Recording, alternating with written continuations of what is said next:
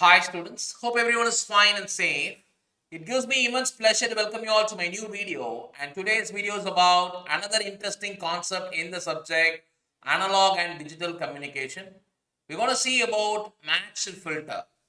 This is very important concept in this particular unit, and in this video we will see what is matched filter, what are the properties of matched filter, we will see what is the decision threshold, what is the error condition of matched filter, right, and we will derive the impulse response of matched filter, right. And this is very important question.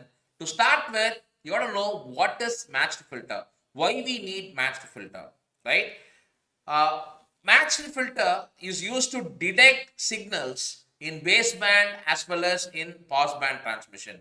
We can use in both baseband as well as passband transmission. So first of all, what is baseband transmission and what is passband transmission? My dear students, you got to understand this is very basic. Baseband transmission is where whenever you transmit the original signal directly without performing any modulation, that is, the message signal is transmitted directly without adding any carrier signal, then that is called as baseband transmission. That is, you are transmitting the baseband signal directly. What is passband transmission? Whenever you perform modulation, in order to transmit very longer distance, we will perform modulation, correct? And when you perform modulation, then that transmission is called as passband transmission. So here, the matched filter can be used to detect signal both in baseband as well as in passband transmission. And what is the very important need of this matched filter is in order to improve the SNR at the receiver side, in order to improve the signal to noise ratio and to reduce the error probability, right? Bit error. That is why we use matched filter, right? Now you understand what is matched filter. So matched filter is used to detect signal in baseband and passband transmission, right? And the impulse response is matched with the input signal, and that is why it is called as matched filter. And it is used in communication to match the particular transmit waveform, right? That is, the shape of the input signal is matched with the impulse response of the matched filter. That is why it is called as matched filter, right? And it will pass all the signal frequency components, whereas it will suppress the noise frequency components, right? And the very important purpose is it will maximize the signal to noise ratio at the sampling point, right? And it will minimize the probability of error, right? That is why we go for matched filter, right? Now we will see the error conditions of matched filter. So as I said before, matched filter is used to detect signals in baseband and passband transmission, and for an optimal receiver, right, detection receiver, this is the very important requirements. Signal to noise ratio of the receiver must be improved. The signal must be checked at the instant in bit period, right, when the signal to noise ratio is maximum. The error probability should be minimum. Our matched filter satisfies all these properties, all these requirements, and it also matches the input signal with its impulse response, right? Now see here, if this signal is transmitted, right, 1 0 0 0 1 1, that is transmitted, so it is 1 0 0 1 1, right? And at the receiving side, definitely we will have noise, and because of noise, what can happen is, you can see here, this is rightly decoded as 1 and this is rightly decoded as 0, right? But here you see here the noise is very high, it is speaking, it is peaked here, so the receiver will will mistakenly will take this as 1 because the noise is very high here, so it consider that it is binary 1. So instead of 0, due to noise, it will be considered as 1, right? And so this is called as error. This type of errors has to be reduced, right? By using proper receiver, right? A proper matched filter, right? The optimum filter, we can able to reduce this noise, right? And by reducing the noise, we can able to maximize the signal to noise ratio, right? Now we will see what is the decision threshold of matched filter. For example, what is the condition where error can happen, right? We know that we are going to transmit the binary signal. It will be binary 1 or 0, right? And if you're going to convert this into NRZ signal, what is NRZ signal? NRZ signal is, say for example, right now this is binary bits 1 0 1 1. So you will have 1 here 0, and this will be 1, 1. Correct? So this is the binary bits, but it's not the transmission form where we are to convert this into signal form by using NRZ. For NRZ, nothing but it will be written non-return to 0 signal. It will be like this, which means for 1 you will have plus A amplitude, and for 0 you will have minus A amplitude. Correct? And I can call this plus 1 as x1 of t, and this minus A as x2 of t. That is, binary 1 is considered as x1 of t and binary 0 is considered as x2 of t. Right? And we use this match filter in the receiving side. Correct? So whenever you receive any particular signal, that is, remember this x of t is transmitted. When we say x of t, it can be x1 of t or x2 of t. Correct? x1 of t is binary 1 and x2 of t is binary 0. Right? But generally we say it as x of t. Right? Whenever you transmit this x of t, what happens here? Definitely you will have some sort of a noise. Correct? So some sort of a noise will get added, and if noises get added, then what will happen? X of t plus n of t will be there. Right? And we already know this x of t can be either x1 of t or x2 of t. And that is sent to the optimum filter. Right? And the output of this optimum filter, then it will be sampled at t seconds. Right? And then it will be sent to it will be checked as the output. Output is nothing but R of t, where R of t determines whether it is binary 1 or binary 0. Right? So if it is above threshold, it will be considered as binary 1, and if it is below threshold, it will be considered as binary 0. But you got to understand here, if it is here in R of t, it can be either x01 of t or x02 of t. Definitely you will have noise.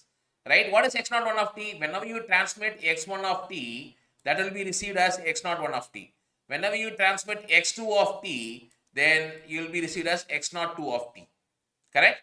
But definitely you will have some noise. Right? So this is the normal transmission that is going to happen. So if there is no noise, now we got to consider two conditions here. Right? What is those two conditions? Now you know that we are transmitting x of t and noise is getting added, and at the receiving side it will be x01 of t plus noise or x02 of t plus noise.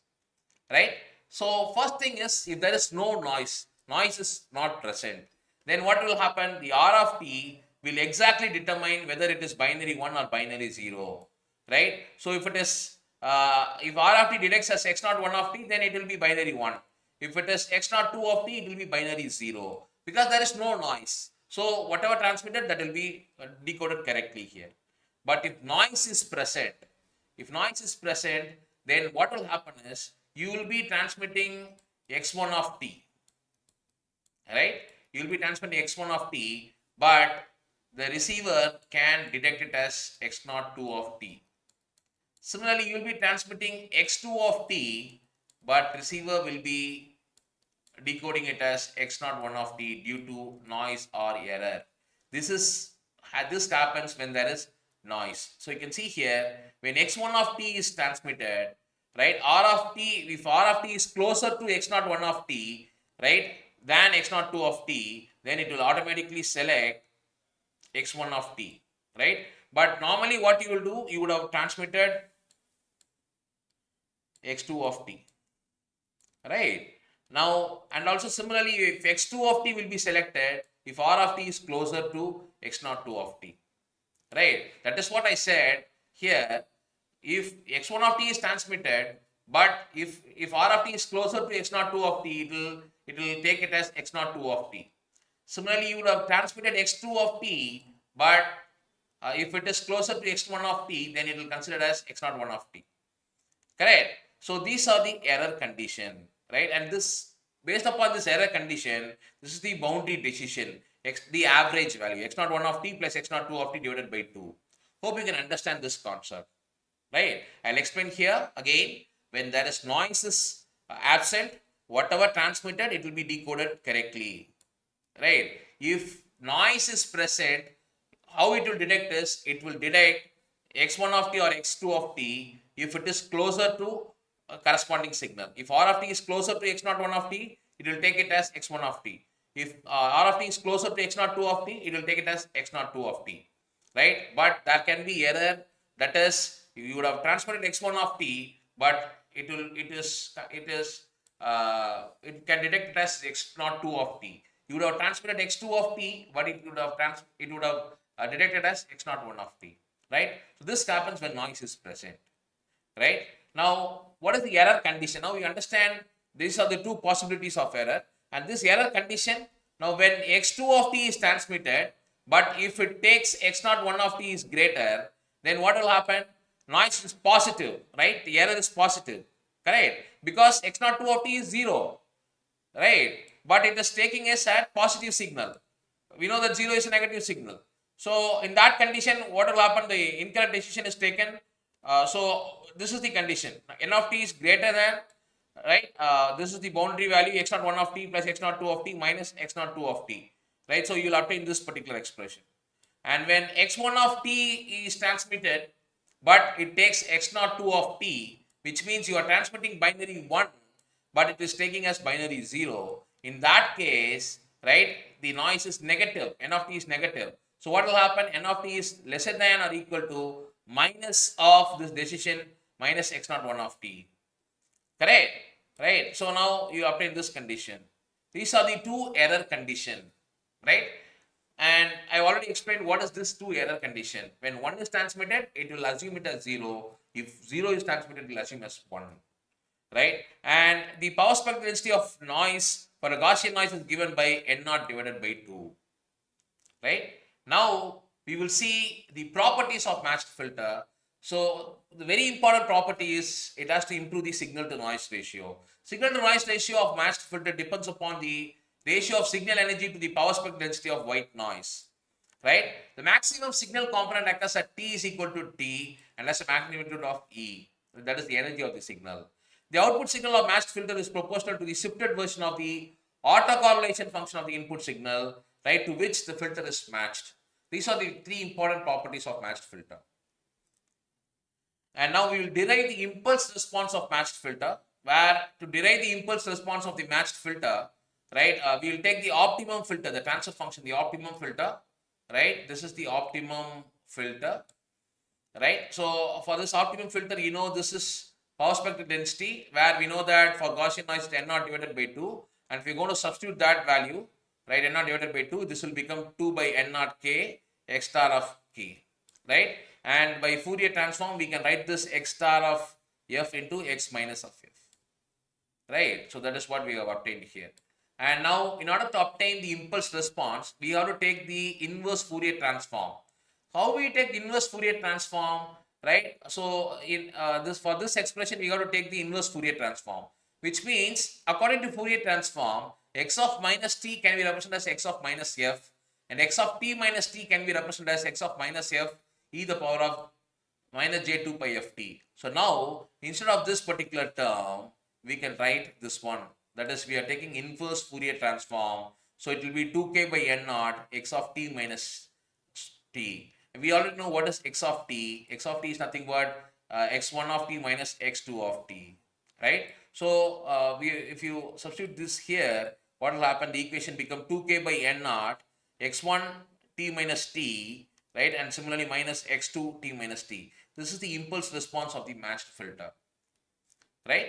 So today what we have seen is we have seen what is matched filter, right? What is the importance of matched filter? We have seen the properties of matched filter, and very importantly, we have seen the error conditions of matched filter. Correct?